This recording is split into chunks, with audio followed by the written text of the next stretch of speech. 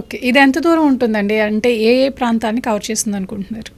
ఇప్పుడు మనకి ఇది చుట్టూ సిటీకి ఇప్పుడు ఒక అవుటర్ రింగ్ రోడ్ ఎలా అయితే ఉందో, అవుటర్ రింగ్ రోడ్ లాగా మనకి మెట్రో ఎలా ఉందో, మెట్రో అయితే మీరు వెళ్ళే ఉంటారు ఇప్పటికి, చాలాసార్లు వెళ్ళే ఉంటారు.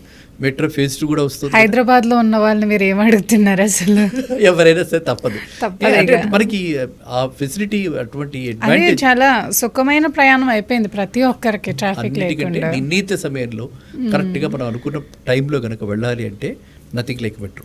నేనైతే అదే చెప్తా ఎవరికైనా సరే, మీరు రావాల్సిన టైం ఈ టైం అనుకుంటే ఈ టైంలో వెళ్ళగలగం అని అనుకుంటే మాత్రం మెట్రోలో ఎక్కండి. ఓకే.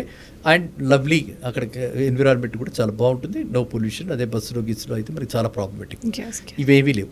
సో అదే విధంగా ఎలా మనం ఎంజాయ్ చేస్తున్నాం అదే విధంగా ఇది 370 కిలోమీటర్స్ ఒక సర్కిల్ రూపంలో 370 అవుట్ ఆఫ్ సిటీ మొత్తం టచ్ చేస్తూ, అంటే మనకి ఇప్పుడు వికారాబాదు, షాద్ నగర్ వైపు నుంచి ఈ విధంగా అన్ని మేడ్చల్ నుంచి ఈ విధంగా రీజనల్ రింగ్ రోడ్ చుట్టూ కూడా మనకి ఈ కనెక్టివిటీ మనకు వస్తుందన్నమాట.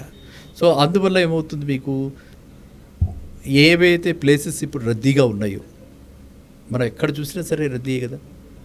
ఎక్కడ చూసినా సరే, ఏ లింగంపల్లి దగ్గరికి వెళ్ళినా, లేకపోతే ఇటువైపు ఎల్బీ నగర్కి వెళ్ళినా, ఏ టెర్మినల్ పాయింట్ దగ్గరికి వెళ్ళినా, ఎక్కడికి వెళ్ళినా మనకి చాలా రద్దీగా ఉంటుంది.